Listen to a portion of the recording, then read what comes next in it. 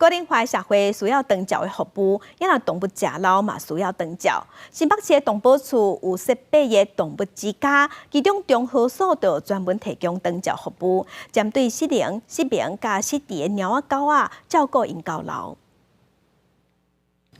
将食物挖碎了后，放入江塘，一撮七水钱入嘴内，可适时的补充水分。伊是16岁女女，因为得失智症，为原本的吃白粉，到即马这个当尻川无法度家己食物件，全靠动保员逐工的用心照顾。 就是他如果躺着的时候，我们会帮他，就是手啊、脚啊稍微动一下。每天是要帮他挤尿。这位动保员吴万宏提大大细细水管材料，当咧打造一台水管轮椅，要来帮助后脚退化的动物会当自在耍叮当。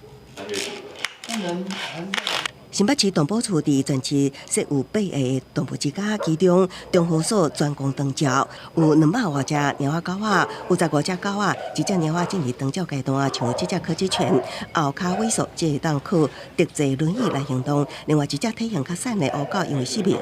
伫阿妈棍抗风浪的破鳞。那这只虎斑猫也伫特制轮椅自在伫猫舍耍叮当。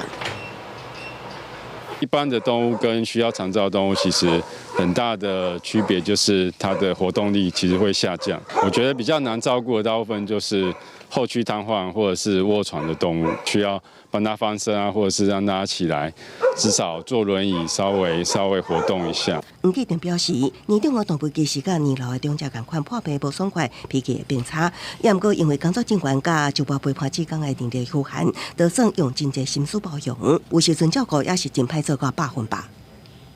有办法做到的部分，其实我们会尽力去做。需要进一步做到医疗打点滴或者是插鼻胃管那些，我们会后送到动保处去做进一步的医疗。营养宠物高龄化趋势，新北动保处会规划伫三角区白鸡山兴办设立宠物健康复合园区，希望中央会当早日同意设立，满足宠物长照甲医疗需求。记者综合报道。